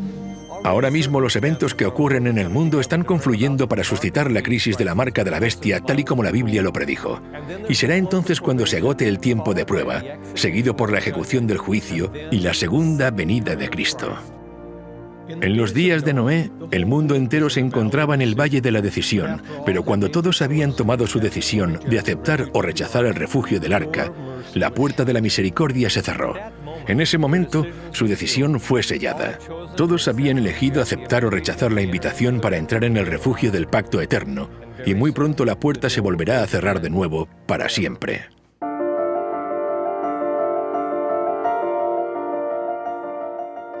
Muchas personas no se dan cuenta de la relación que hay entre los días de Noé y el final de los tiempos. No tanto por la propia destrucción y la crueldad que existía en el mundo, sino que el verdadero paralelismo se encuentra en el momento en que la puerta se cierre.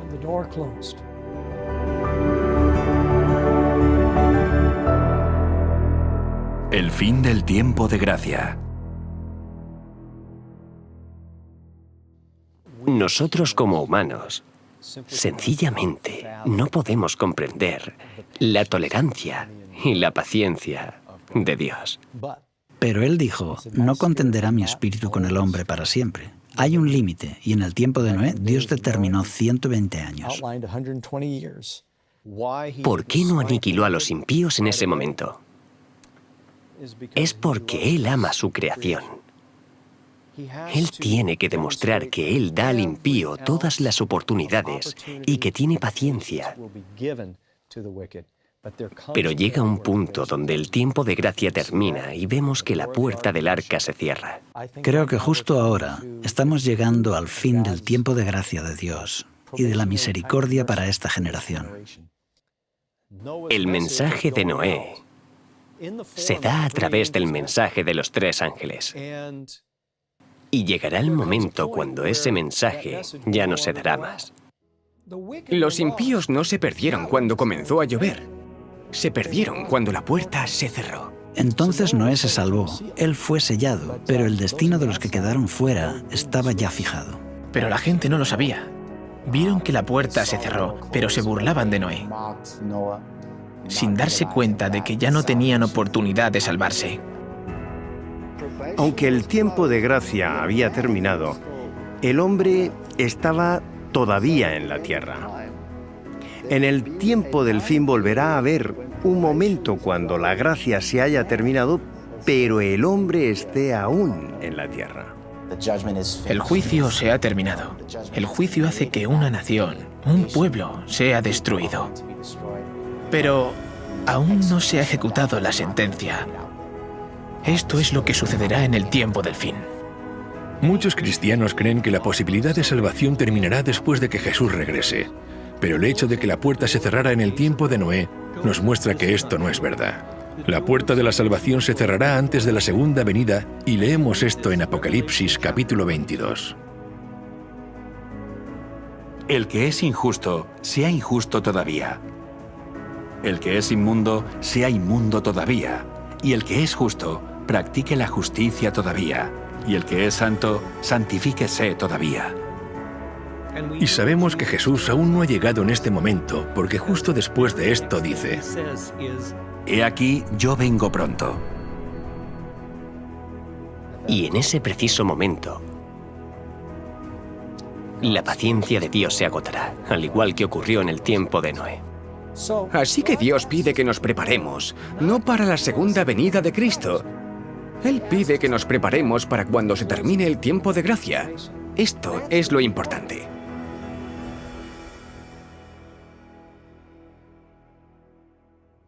En estos momentos, el veredicto de nuestro caso aún está siendo investigado en el juicio celestial, porque la puerta al refugio del pacto eterno aún está abierta, y esa puerta es Jesús. Yo soy la puerta. El que por mí entrare será salvo. Jesús también habló de la puerta de la salvación en el libro de Apocalipsis.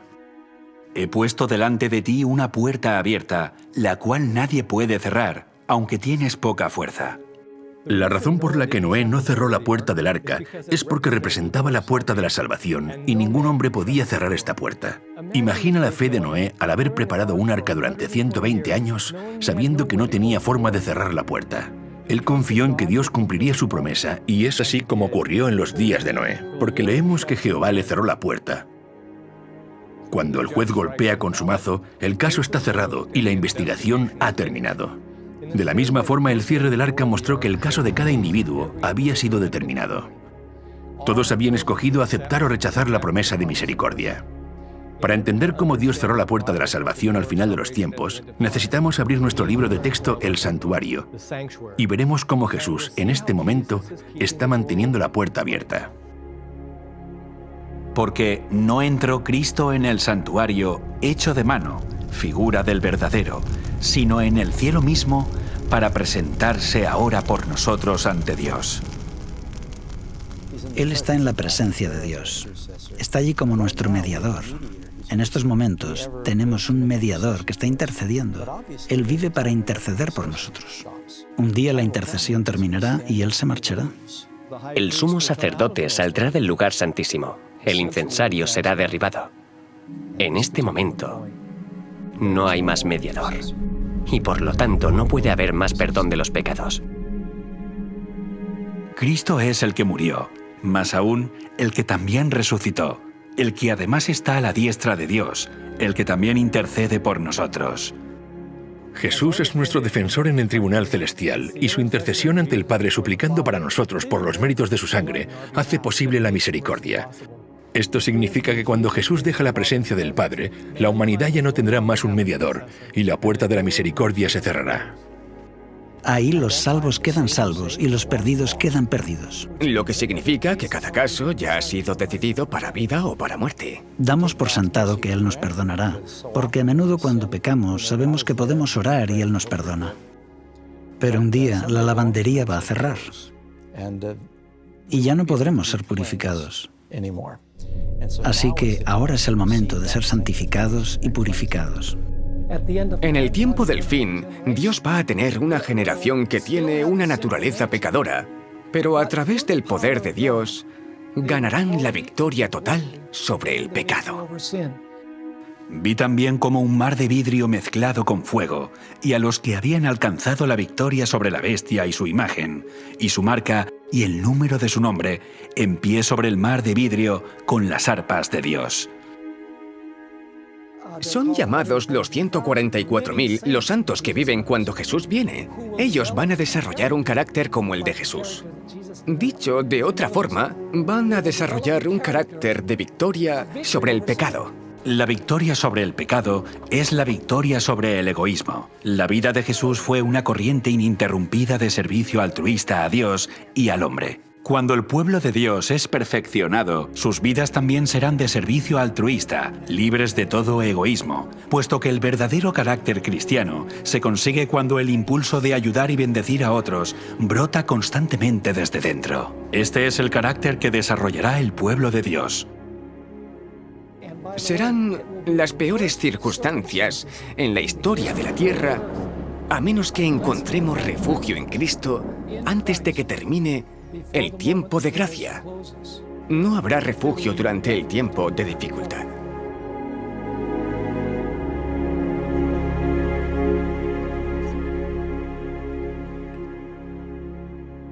La Biblia dice que Satanás es el acusador de los hermanos, pero Jesús está en la presencia de Dios para defendernos. Pero Jesús no puede terminar su trabajo de intercesión hasta que se levante una generación de santos que estén tan llenos del Espíritu que puedan ponerse en la presencia de Dios sin un mediador. Así que justo ahora Jesús está trabajando para cumplir las promesas de su pacto en aquellos que se lo permitan. Al haber confesado sus pecados en Jesús, han sido perdonados y mediante su poder, sus caracteres han sido santificados y restaurados. En otras palabras, serán capaces mediante el poder de Dios de sostenerse en el momento de dificultad sin pecar cuando ya no haya un mediador en el santuario celestial.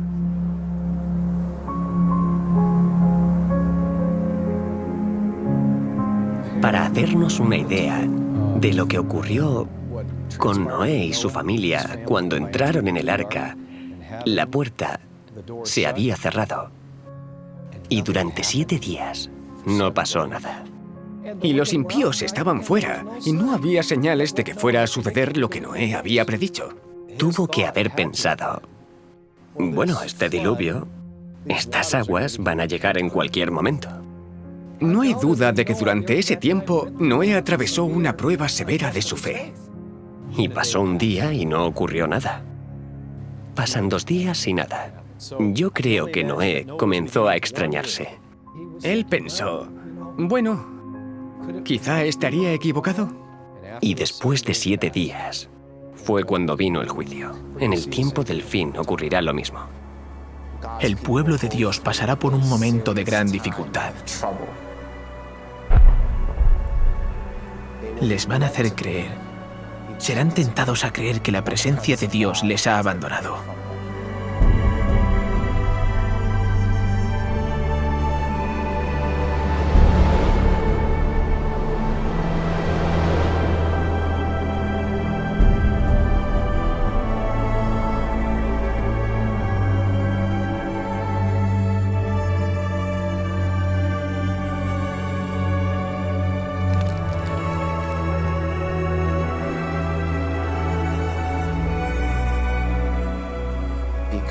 A consecuencia del caos y de sus propios pecados que cometieron en su vida pasada.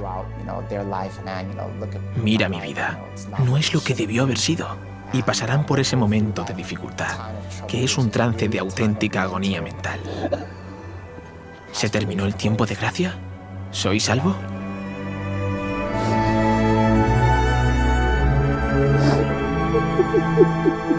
Nadie sabe con exactitud cuándo se cierra la puerta. Cuando caigan las plagas, sabremos cuándo termina el tiempo de gracia. Existe un paralelismo con el tiempo de Noé en el sentido de que hay una predicación. La predicación divide el mundo en 2 grupos. Luego está cuando la puerta se cierra.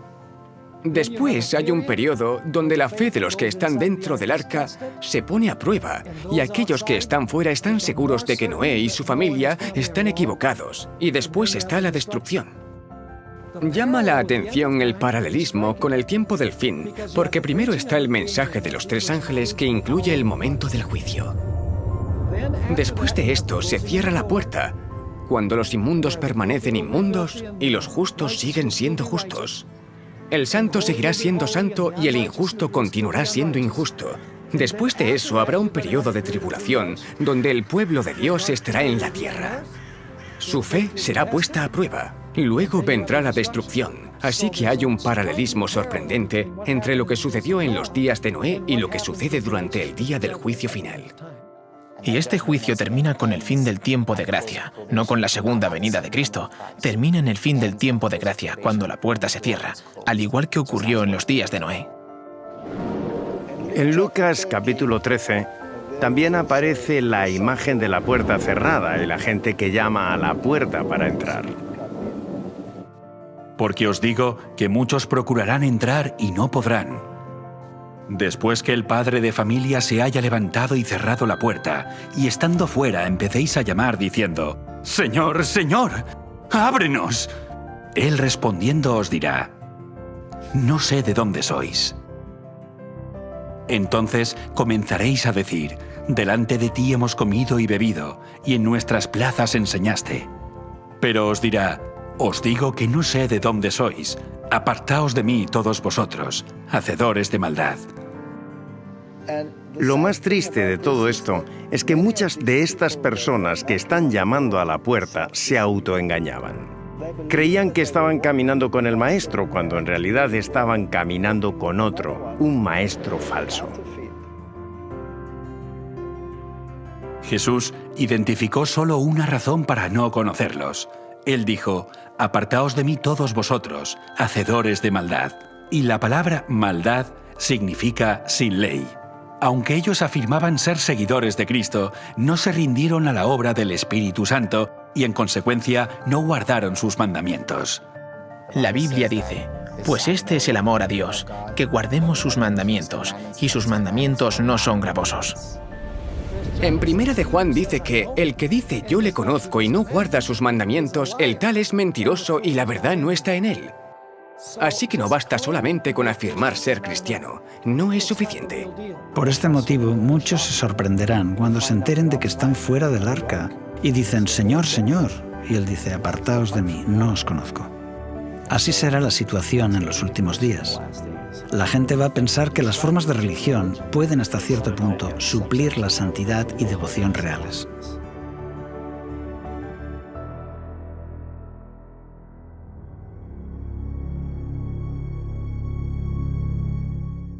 Cuando Dios cerró la puerta del arca, la gente ya había tomado su decisión. Algunos decidieron entrar y otros decidieron estar fuera. La sentencia dada a cada uno fue decidida libremente por ellos mismos. La puerta se cerró solo después de que todo el mundo hubiera tomado su decisión. La ejecución del juicio vino después, cuando comenzó a llover. Llovió durante 40 días. Y la Biblia dice que se rompieron todas las fuentes, en plural, del gran abismo. Eso suena a un gran evento catastrófico, y cuando comenzó fue como un estallido que originó primero una grieta en la corteza terrestre, y esta agua bajo una gran presión con todos estos billones de toneladas de rocas por encima, se rompió y salieron disparados hacia la atmósfera a kilómetros de altura. Esto causó una lluvia como no nos podemos imaginar.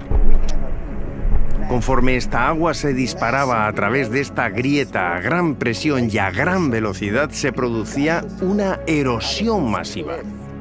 Por ejemplo, el sitio donde hoy se encuentra la dorsal mesoatlántica. Esta dorsal que rodea la Tierra pudo ser la primera grieta por donde la Tierra se rompió. Creo que si ahora pudiéramos ver lo que le sucedió a la Tierra durante el diluvio, nos daría miedo. ¿Cómo se debieron sentir los que no estaban en el arca mientras se enfrentaban al juicio de Dios? El juicio que aparece en Apocalipsis 14, versículos 6 y 7, intenta llamar la atención de las personas hacia el Creador, quien había hecho los cielos, la tierra, el mar. Pero aquí, en Apocalipsis 14, encontramos en el mensaje un nuevo matiz. Dice, y las fuentes de las aguas. Esto nos recuerda al diluvio. El año 600 de la vida de Noé, en el mes segundo, a los 16 días del mes, aquel día fueron rotas todas las fuentes del gran abismo, y las cataratas de los cielos fueron abiertas.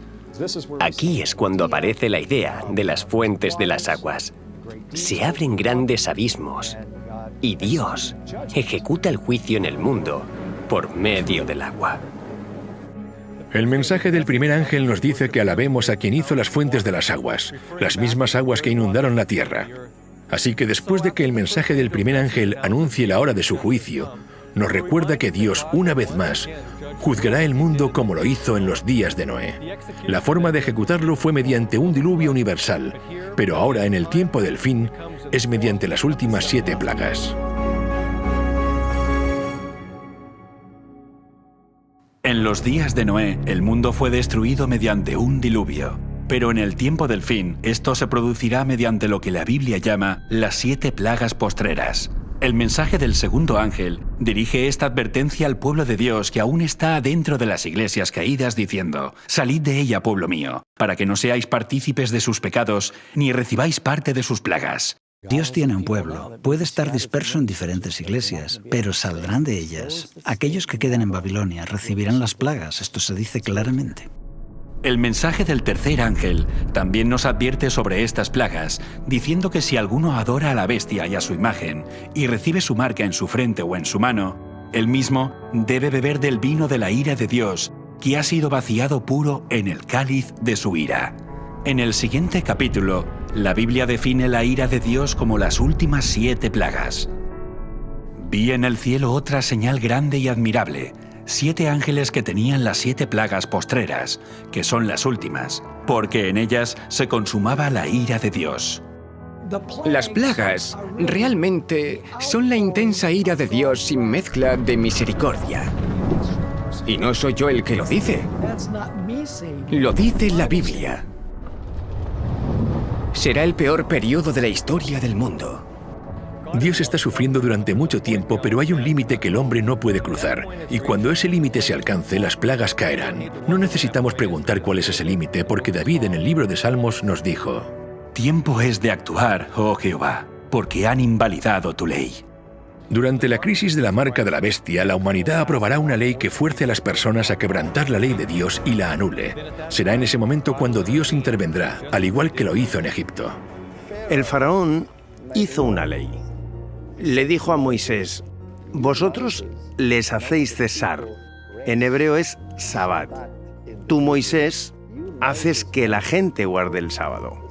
Aumenta el trabajo que deben hacer y crea una ley antisábado.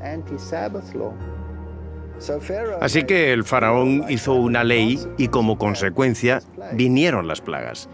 El nuevo faraón hará una ley similar y como resultado vendrán las plagas.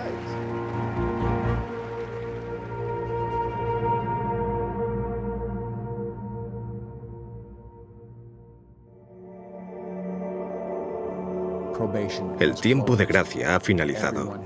Todos han tomado su decisión. Y ahora comienza a ejecutarse el juicio para que se vean los resultados de la decisión que han tomado.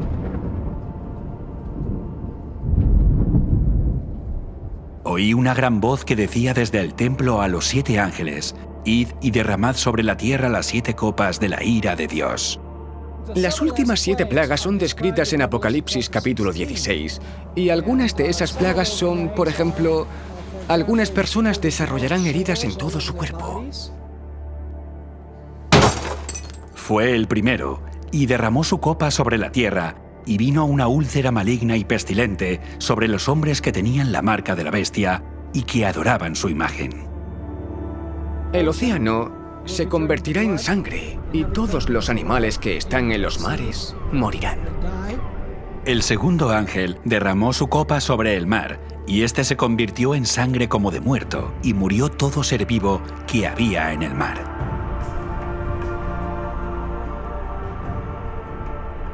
El tercer ángel derramó su copa sobre los ríos y sobre las fuentes de las aguas, y se convirtieron en sangre. Las fuentes de los ríos, el agua potable, también se convertirá en sangre.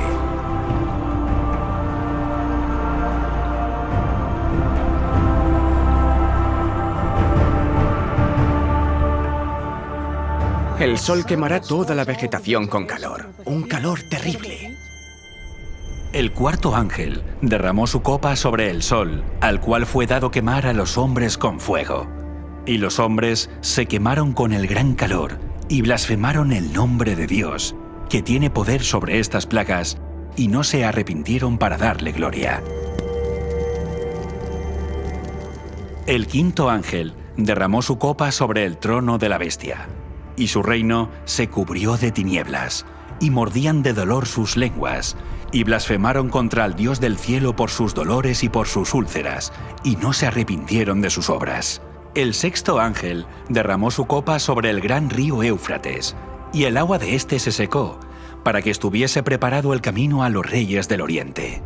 Y claro, durante la sexta plaga, que el río Éufrates se seque significa que las multitudes van a retirar su apoyo a los líderes religiosos, y en este momento se volverán en contra de los líderes religiosos. Pero debo subrayar que esto tiene lugar después de que el periodo de prueba haya terminado. la gente verá que ha sido engañada. Estamos perdidos, gritan, y tú eres el culpable de nuestra ruina. Y se volverán contra los falsos pastores. Por todos lados hay conflicto y la sangre se derrama. La gente aún está viva en el momento que la puerta se cierra, y mientras que el mundo se termina, las plagas están cayendo, y esto sucede antes de que Cristo venga en las nubes de gloria.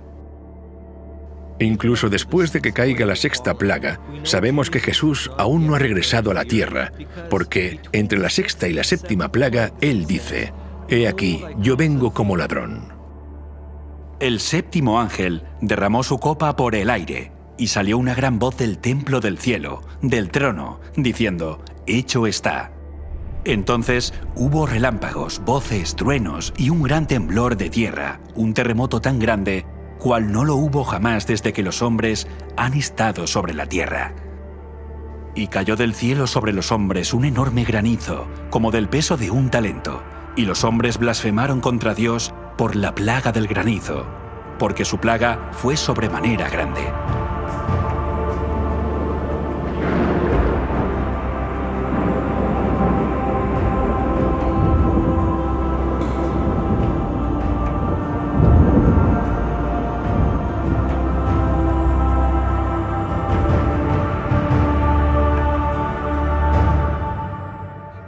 Ninguna de las plagas tocará a nadie del pueblo de Dios.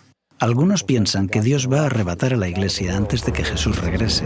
La Biblia no nos enseña que Dios nos salva de la tribulación, sino a través de la tribulación. El pueblo de Dios estará protegido de las plagas. Es algo parecido a lo que pasó a Israel y a Egipto. Cuando las plagas cayeron en el antiguo Egipto, Él no los sacó de Egipto antes de que cayeran las plagas. Él los salvó utilizando las plagas. Si esta es nuestra referencia, podemos considerar que en el tiempo del fin será igual. El pueblo de Dios estará aquí cuando caigan las plagas. Todos ellos tienen el sello del Dios vivo en sus frentes, así que cuando las plagas caigan serán capaces de mantenerse firmes. Estarán a salvo de las plagas. Dios los salvará de las plagas, al igual que la familia de Noé fue sellada cuando estaban en el arca y se pudieron salvar del diluvio. Así que aquí vemos que la historia se repite, tanto en Génesis como en Apocalipsis. Será el peor periodo en la historia del mundo.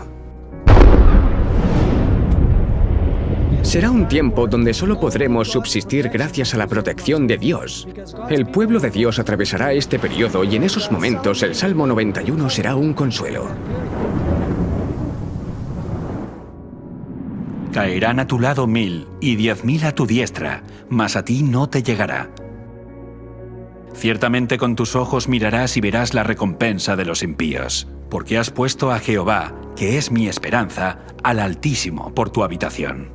No te sobrevendrá mal, ni plaga tocará tu morada.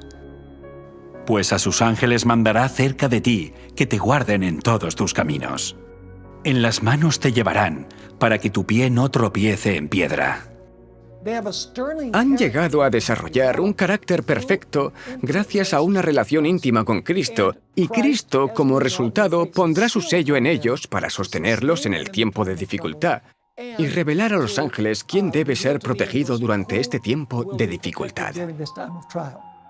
En los días de Noé, el arca fue el medio por el que Dios cumplió la promesa de mostrar misericordia a Noé. Por lo tanto, el arca en el tiempo del fin es el medio por el que Dios cumplirá su promesa de mostrar misericordia a aquellos que entren al pacto eterno. Por lo tanto, la promesa se cumple mediante la sangre del pacto eterno. Dios ahora ordena a sus santos ángeles preservar y proteger de las últimas 7 plagas a aquellos que están dentro del pacto mediante la sangre de Jesús. Es la consumación final de la ira de Dios sobre un mundo que ha rechazado su misericordia, que ha rechazado su ley y que ha rechazado su justicia. Y al rechazar la misericordia de Dios, no hay nada más que Dios pueda hacer cuando la persona dice, no necesito el perdón.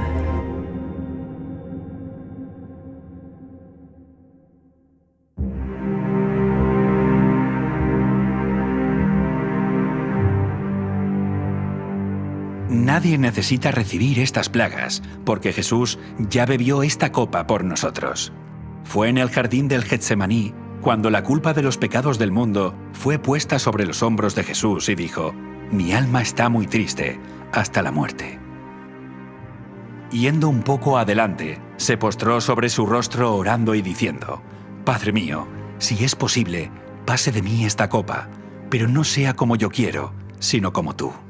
La copa de esta ira y la separación del Padre a nuestro favor rompió el corazón del Hijo de Dios, y al recibir la ira de Dios por nosotros, la Biblia dice: por él seremos salvos de la ira, porque no nos ha puesto Dios para ira, sino para alcanzar salvación por medio de nuestro Señor Jesucristo, quien murió por nosotros. Aunque el mundo tal vez se burlaba y los ridiculizaba, dejaron de burlarse cuando la lluvia comenzó a caer, y cuando estas plagas finales caigan, la gente se va a dar cuenta de que habían escuchado la verdad. Ahora es el momento de escuchar y prepararse.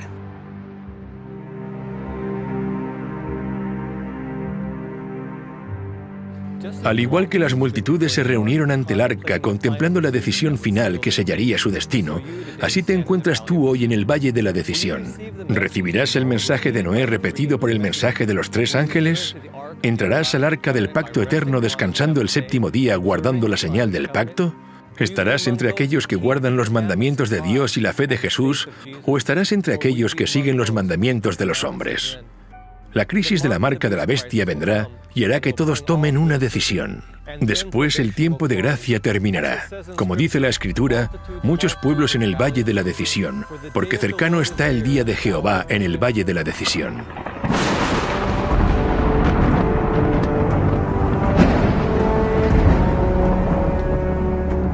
Después de las últimas 7 plagas, lo siguiente que ocurre es la bendita esperanza y la aparición gloriosa de Dios y nuestro Salvador Jesucristo. Durante siglos, los cristianos han hablado, soñado y deseado ese día, cuando puedan mirar al rostro a aquel que murió para redimirlos. Y ahora ese tiempo ha llegado. ¿Pero estarás listo para encontrarte con Él? Segunda venida.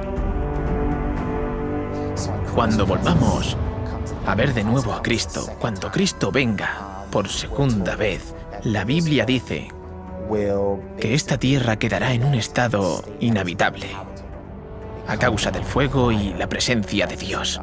Porque nuestro Dios es fuego consumidor. Cuando Él regrese a la tierra, Pablo escribe: cuando se manifieste el Señor Jesús desde el cielo con los ángeles de su poder en llama de fuego. Él regresará como fuego consumidor, porque Jesús no solo vendrá como el ser humano que fue cuando caminó sobre esta tierra. Él vendrá como el Rey de Reyes y Señor de Señores. Su gloria ya no estará velada.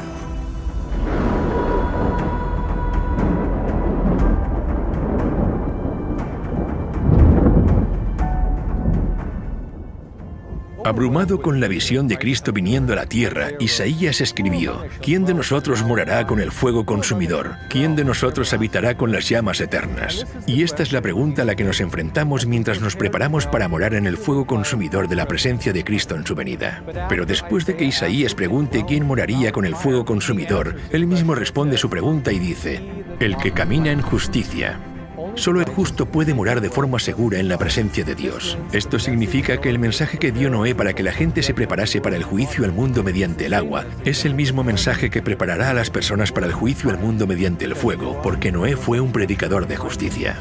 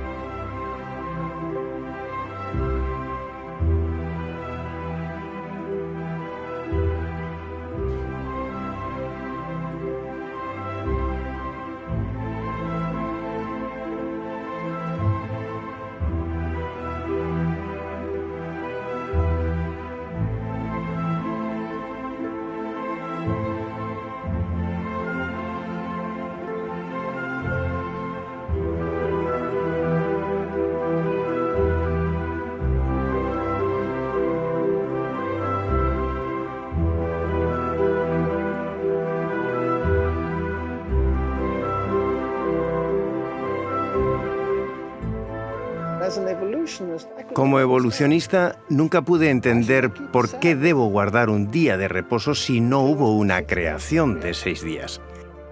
Este asunto se debatirá de nuevo en el tiempo del fin. Recuerdo a una señora en particular que vino a mis reuniones cuando hablaba sobre el cuerno pequeño de Daniel 7 y 8 y la bestia de Apocalipsis 13, una profecía que identifica al papado católico. Y ella dijo que había crecido en la Iglesia Católica. De hecho, había estado en un convento, se había educado en un convento. Hasta ese momento estaba emocionada, pero cuando prediqué ese mensaje dejó de venir. Pero las buenas noticias son que aunque le tomó tiempo asimilar el mensaje, después de varios meses de estudio personal, aceptó el mensaje.